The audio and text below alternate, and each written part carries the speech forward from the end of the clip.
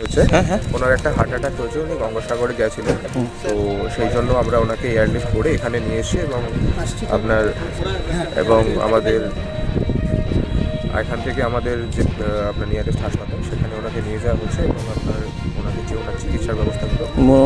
Major কিছু? হ্যাঁ, heart attack হয়েছে। আচ্ছা, কী নামপত্র আছে বলে?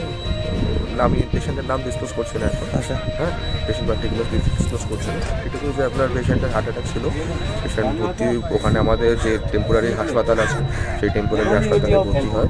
আমাদের ওখানে অত্যাধুনিক যেসব পরিকাঠামো আছে সেই পরিকাঠামো দিয়ে আমরা পেশেন্টের চিকিৎসা করি এবং তারপরে যত শীঘ্র সম্ভব আমরা পেশেন্টকে স্টেবল করে আমাদের কলকাতায় যে আরও বেটার ফেসিলিটি দেওয়ার জন্য আমরা পেশেন্টকে এয়ারলিফট করে কলকাতা।